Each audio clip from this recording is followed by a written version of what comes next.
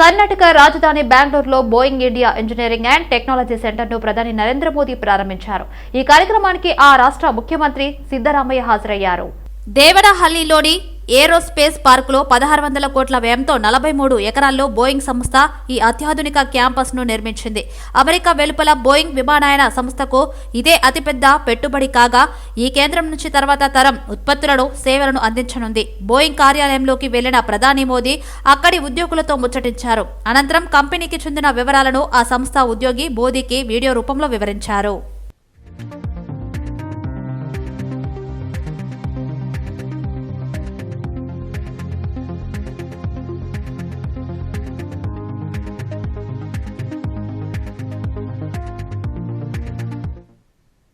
పెట్టుబడుల ఆకర్షణే లక్ష్యంగా సీఎం రేవంత్ రెడ్డి పర్యటన కొనసాగుతోంది. అన్నదాతలకు ప్రపంచం అండగా నిలవాల్సిన అవసరం ఉందని, వ్యవసాయాన్ని లాభసాటిగా మార్చే విధానాలు అవసరమని ముఖ్యమంత్రి రేవంత్ రెడ్డి ఉద్ఘాటించారు.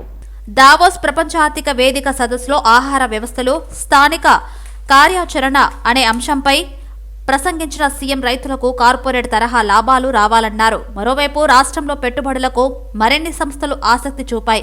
ఐటీఐలో సాంకేతిక నైపుణ్య కేంద్రాల ఏర్పాటుకు టాటా గ్రూప్ ఒప్పందం చేసుకోగా యూకే సంస్థ SIGH వైద్య పరికరాల తయారీ కేంద్రం నెలకొల్పేందుకు అంగీకరించింది.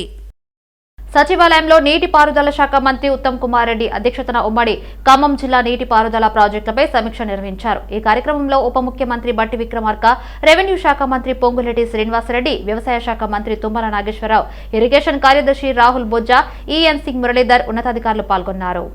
సచివాలయంలో నీటిపారుదల శాఖ అధికారులతో మంత్రులు సమీక్ష సమావేశం నిర్వహించారు. ఈ సమావేశానికి నీటిపారుదల శాఖ మంత్రి ఉత్తమ్ కుమార్ రెడ్డి అధ్యక్షత వహించారు. ఇందులో ఉమ్మడి ఖమ్మం జిల్లా సాగునీటి ప్రాజెక్టులపై అధికారులతో సమీక్ష జరిపారు. ఉమ్మడి ఖమ్మం జిల్లాలో పెండింగ్ లో ఉన్న సాగునీటి ప్రాజెక్టుల పనుల వేగవంతంపై ఉన్నతాధికారులు ప్రజాప్రతినిధులతో చర్చించారు. ప్రధానంగా సీతారామ ప్రాజెక్టు అంశంపై చర్చించారు. పార్లమెంటు ఎన్నికల్లో రాష్ట్రంలో మెజార్టీ సీట్లే లక్ష్యంగా ముందుకెళ్తున్న బీజేపీ పార్టీలో మార్పులు చేర్పులకు శ్రీకారం చుట్టింది. ఈ మేరకు కొత్త జట్టును పార్టీ రాష్ట్ర అధ్యక్షుడు కిషన్ రెడ్డి సిద్ధం చేశారు. పార్లమెంటు ఎన్నికల్లో గెలిపే లక్ష్యంగా బీజేపీ దూకుడు పెంచింది. ఈ క్రమంలోనే రాష్ట్రంలో బీజేపీ అధ్యక్షులను కిషన్ రెడ్డి నియమించారు. పలు జిల్లాల అధ్యక్షులతో పాటు మోర్చాల అధ్యక్షులను మార్చి ఆయా స్థానాల్లో తనకు అనుకూలంగా ఉన్న వారికి చోటు కల్పించారు. 35 జిల్లాలకు అధ్యక్షులను ప్రకటించిన బీజేపీ రాష్ట్ర అధ్యక్షుడు మరో 3 జిల్లాల అధ్యక్షుల నియామకం పెండింగ్ లో ఉంచారు. పార్టీ అనుబంధ సంఘాలైన మోర్చాలకు నూతనంగా రాష్ట్ర అధ్యక్షులను నియమించింది. స్కిల్ డెవలప్మెంట్ స్కామ్ కేసులో చంద్రబాబు బెయిల్ రద్దు కోరుతూ దాఖలైన పిటిషన్పై విచారణ సుప్రీంకోర్టు వాయిదా వేసింది. విచారణను ఫిబ్రవరి 12వ తేదీకి వాయిదా వేస్తూ తీర్పు వెల్లడించింది.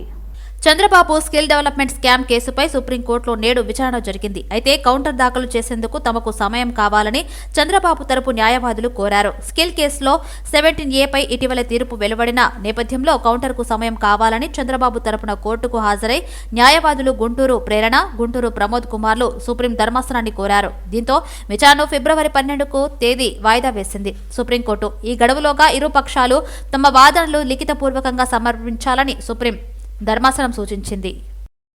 ముఖ్యమంత్రి రేవంత్ రెడ్డి AIMIM నాయకుడు అక్బరుద్దీన్ ఓవైసీతో కలిసి లండన్ షాడ్ ను సందర్శించారు. అక్కడి నుండి లండన్ అర్బన్ లేఅవుట్ అభివృద్ధిని ఏరియల్ వ్యూ ద్వారా పరిశీలించారు. 72 అంతస్తుల పైభాగంలో 309 మీటర్ల పొడవు, 1016 అడుగులు ఎత్తు నుండి నిండుగా ఉన్న థేమ్స్ నది లండన్ ఉత్తర వైపు ప్రాచీన నగరంతో ఆధునిక పశ్చిమ భాగాన్ని ఎలా కలుపుతుందో నేలు పరిశీలించారు.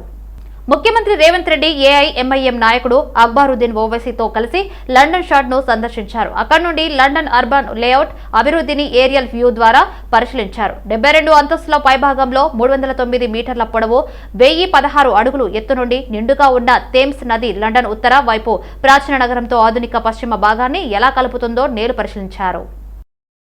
సీఎం రేవంత్ రెడ్డి దావోస్ కు వెళ్లడం తెలంగాణ కోసమే అని అన్నారు. మిమ్మల్ని అనేక రకాలుగా తిట్టిన వాళ్లను మీ పార్టీలో చేర్చుకుని మంత్రి పదవులు ఇచ్చారని మండిపడ్డారు.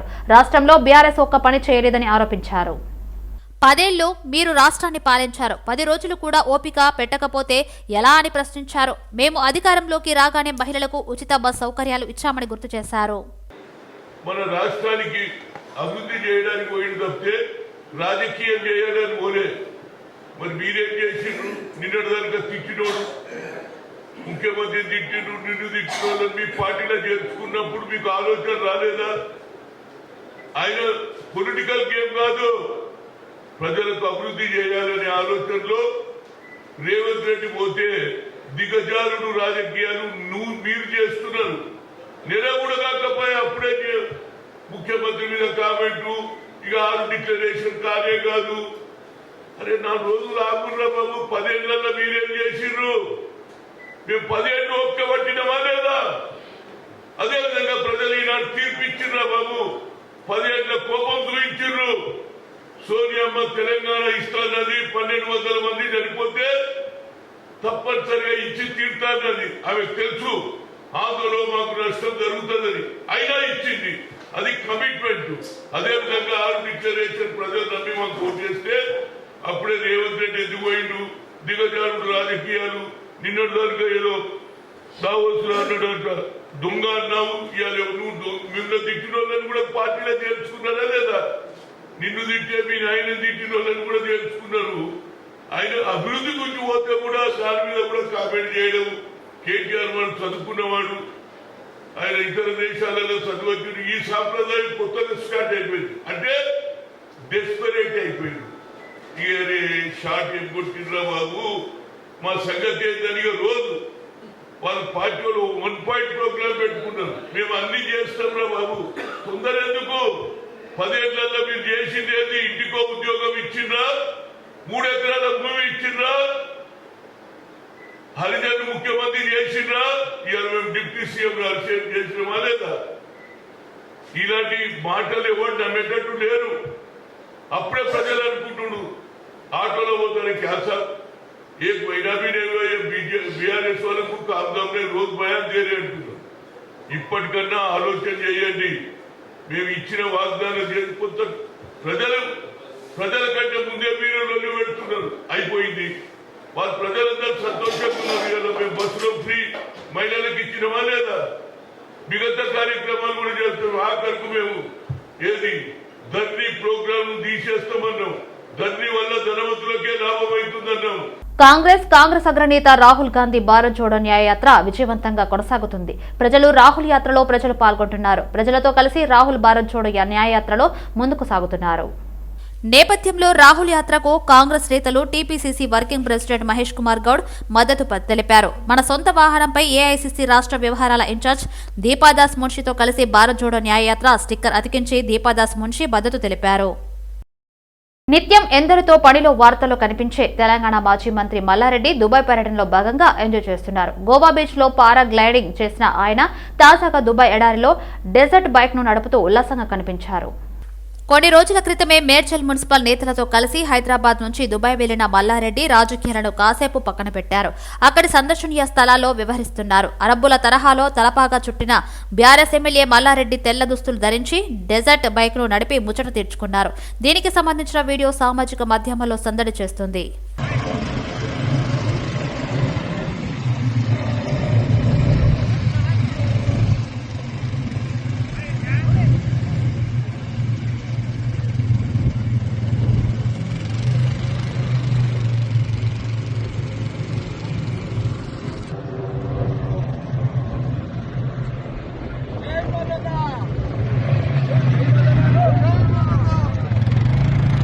అయోధ్య రామ మందిరం నిర్మాణంలో భాగంగా తెలంగాణ రాష్ట్ర వ్యాప్తంగా ఏర్పాటు చేయనున్న స్వాగతం తోరణాలను ఫ్లెక్సీలు కటౌట్ల తయారీకి నగరంలోని ఎన్టీఆర్ స్టేడియం వేదికగా అయింది.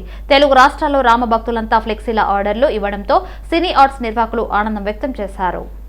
2 తెలుగు రాష్ట్రాల్లో ఉన్న తిరుపతి, కాణిపాకం, వేములవాడ, శ్రీశైలం, యాదాద్రి తదితర పుణ్యక్షేత్రాల బ్రహ్మోత్సవాల సందర్భంగా ఏర్పాటు చేసే కటౌట్లు, ఫ్లెక్సీలు చిన్న ఆర్చ్ నిర్వాహకులే చేసేవారు. ప్రస్తుతం అయోధ్య రామాలయానికి సంబంధించి ఫ్లెక్సీలు, కటౌట్లు, స్వాగత తోరణాలు తయారు చేయడానికి ఆర్డర్లు సైతం చిన్న సినీ ఆర్ట్స్ కు రావడంతో వాటి తయారీకి ఎన్టీఆర్ స్టేడియంలో ఎంచుకున్నారు. దీంతో 2 తెలుగు రాష్ట్రాల్లో ఉన్న రామ భక్తులంతా రామ మందిరానికి సంబంధించి ఫ్లెక్సీలు, కటౌట్లు, తోరణాలు ఏర్పాటు చేసేందుకు చిన్న సినీ యాక్టర్స్ అధినేత డి చంద్రరావుకు ఏర్పాట్ల కోసం ఆర్డర్ చేస్తున్నారు. 2 తెలుగు రాష్ట్రాల నుంచి ఆర్డర్లు రావడంతో ప్రతిరోజు 100 మంది కార్మికులు ఫ్లెక్సీలు, బోర్డులు, కటౌట్లు తయారు చేయడానికి శ్రమిస్తున్నట్లు ఆయన తెలిపారు.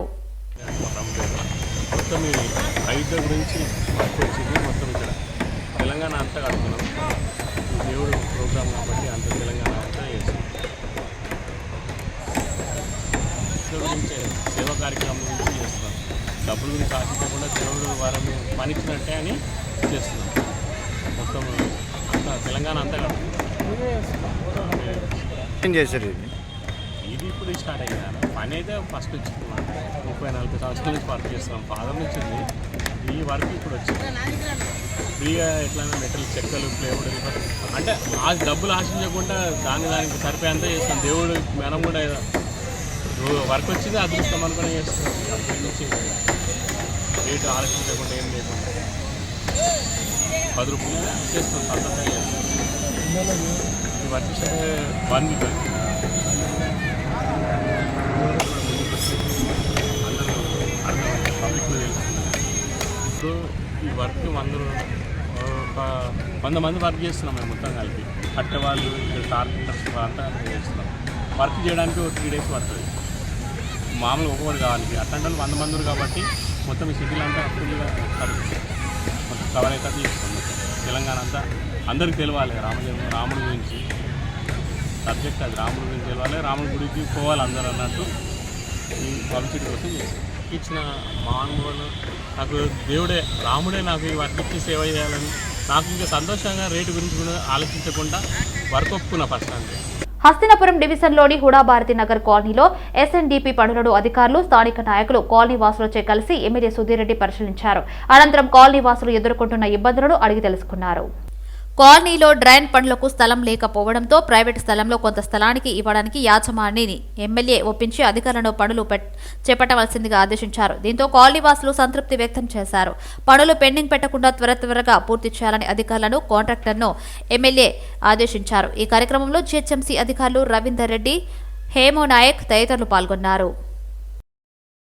శరలింగంపల్లి జోనల్ కమిషనర్ స్నేహ శబరీష్ ని యూత్ కాంగ్రెస్ నాయకులు కలిసి వినతి పత్రం సమర్పించారు. ప్రభుత్వ పథకాలు ప్రజలకు సక్రమంగా చేరేలా చూడాలని జోనల్ కమిషనర్ కు విజ్ఞప్తి చేశారు.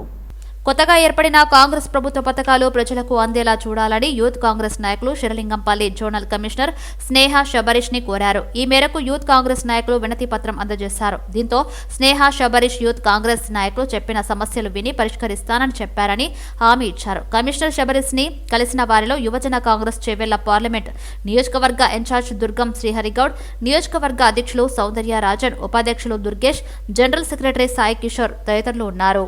షేర్లింగంపల్లి జోనల్ కమిషనర్గా అపాయింట్ అయిన స్నేహ శబరీష్ ఐఎస్ గారిని కలవడం జరిగింది.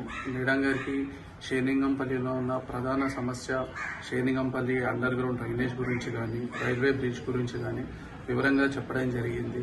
ప్రజలు ఎలా అయితే ఇబ్బంది పడుతున్నారో దాని గురించి చాలా క్లియర్గా చెప్పడం జరిగింది. అలాగే కాంగ్రెస్ పార్టీ తీసుకొచ్చిన 6 గ్యారంటీల గురించి కూడా చర్చించడం జరిగింది. ఖచ్చితంగా స్కూల్ని తొందరగా కంప్లీట్ చేసి ఆ 6 గ్యారంటీ లబ్ధిదారులకి ఖచ్చితంగా అవన్నీ అందేలాగా చూడాలి అని చెప్పి మేడం గారు చెప్పడం జరిగింది.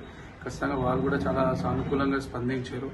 ఖచ్చితంగా ఎటువంటి ప్రాబ్లమ్స్ ఉన్నా మా దృష్టికి తీసుకురండి, మేము దాన్ని ఖచ్చితంగా రెక్టిఫై చేస్తామని చెప్పారు. Thank you. మల్కజ్గిరి పార్లమెంటు గడ్డపై మరోసారి కాంగ్రెస్ జెండా ఎగరవేద్దామని ఉప్పల్ నియోజకవర్గం కాంగ్రెస్ పార్టీ ఇన్ఛార్జి మందుముల పరమేశ్వరరెడ్డి పేర్కొన్నారు. రామంతపూర్లో పరమేశ్వరరెడ్డి నేతృత్వంలో మల్కజ్గిరి పార్లమెంటు నియోజకవర్గ ఎన్నికల సన్నాహక సమావేశం ఆయన పాల్గొన్నారు. మల్కజ్గిరి పార్లమెంటు అంటేనే కాంగ్రెస్ పార్టీకి అడ్డా అని మందుముల పరమేశ్వరరెడ్డి అన్నారు. రానున్న పార్లమెంటు ఎన్నికల్లో మల్కజ్గిరి పార్లమెంటు నియోజకవర్గ గడ్డ మీద కాంగ్రెస్ గెలిపే లక్ష్యంగా పనిచేయాలని పిలుపునిచ్చారు. ఇందుకు అవసరమైన చర్యలు తీసుకోవాలన్నారు. ఇదే కాకుండా ముఖ్యమంత్రి రేవంత్ రెడ్డి ఉప్పల్ నియోజకవర్గానికి 10 కోట్ల నిధులను కేటాయించినట్టు గుర్తు చేశారు. ఈ నిధులతో చేపట్టబోయే పనులకు సమస్యలను గుర్తించి ప్రతిపాదనలు సిద్ధం చేయాలని పరమేశ్వరరెడ్డి సూచించారు.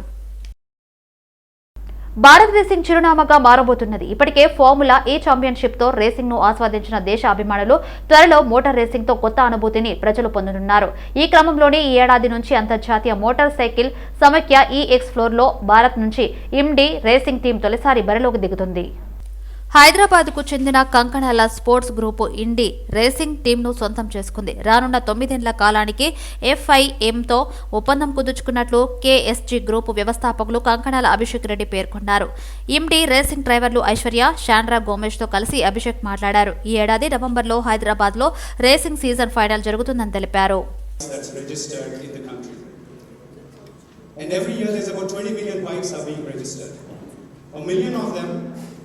happens to be electric bikes.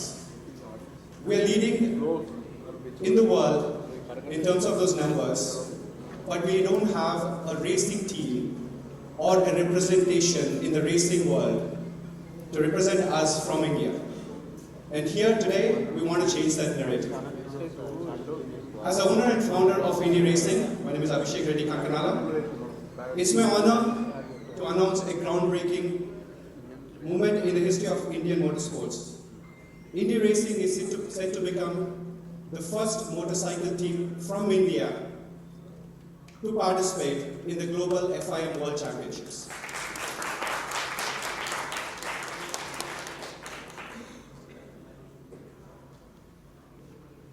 Fundamental core values that I want to talk about, which is wholly Indian, wholly equal, and wholly sustainable. I want to talk about being wholly Indian because if you look at it, for this last 70 years, I mean, we've been talking about motorcycling.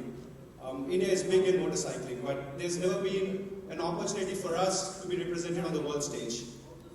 And I believe that this is a moment where we go boldly out there. It's not about our identity. It's about how we represent our values and everything. And it's a celebration of our identity, our heritage, our indomitable spirit. Being wholly Indian is not only about embracing our heritage, our culture. నగరంలోని triple IT చౌరస్తాలో traffic jam తో ప్రయాణికులు తీవ్ర ఇబ్బంది ఎదుర్కొంటున్నారు. Traffic police station పక్కనే తీవ్ర traffic jam ఏర్పడుతుండటంతో వాహనదారులు అసహనం వ్యక్తం చేస్తున్నారు.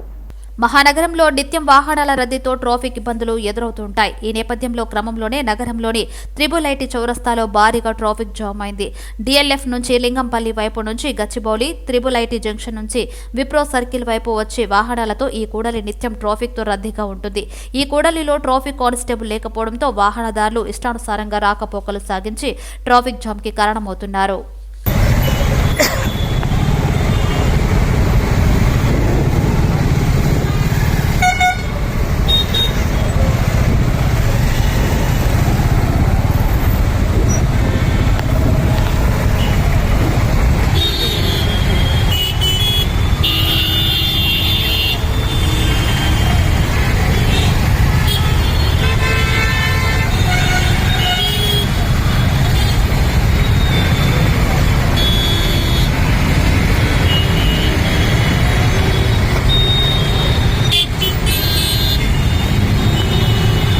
నగరంలో మాయగాళ్లు అమ్మాయిలను ఉద్యోగం, డబ్బుల ఆశ చూపి వ్యభిచార వృత్తిలోకి దింపుతున్నారు. నమ్మి మోసపోయిన అమ్మాయిలు అందులో నుంచి బయటకు రాలేక వేధింపులకు గురి అవుతున్నారు.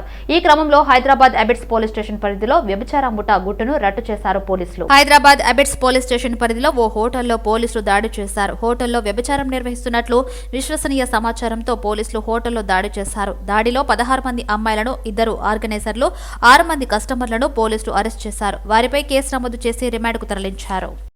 హైదరాబాద్ లోని మీర్ చౌక్ పోలీస్ స్టేషన్ పరిధిలో ఓ బాలుడు అదృశ్యం కలకలం రేపింది. ఇంటి నుంచి బయటకు వెళ్లిన బాలుడు ఎందుకు తిరిగి రాలేదు.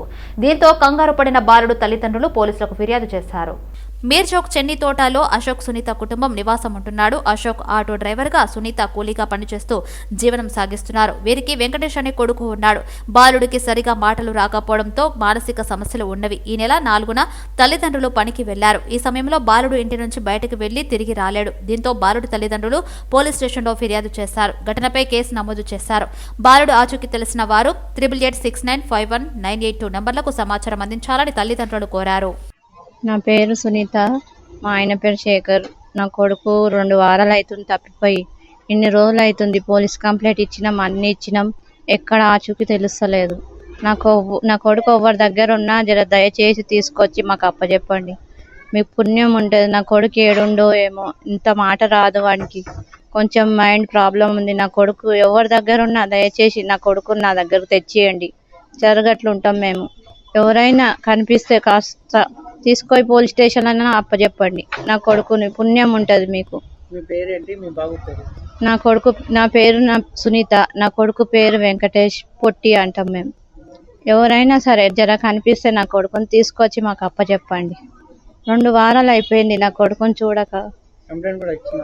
కంప్లైంట్ కూడా ఇచ్చినాము, పోలీసు వాళ్ళు కూడా వెతుకుతుర్రు, మేము కూడా వెతుకుతున్నాం. ఎక్కడ ఆచూకీ ఇంట్లోకైనా ఆడుకుంటా వెళ్ళిపోయిండు. ఇంట్లో ఎవరు లేరు, ఆడుకుంటా వెళ్ళిపోయిండు. ఇంతవరకు ఆచూకీ తెలుస్తలేదు నా కొడుకు ఎక్కడుండో ఏమో. కాస్త ఎవరికైనా కనిపిస్తే తీసుకొచ్చి అప్పచెప్పండి, పుణ్యం ఉంటుంది ప్లీజ్.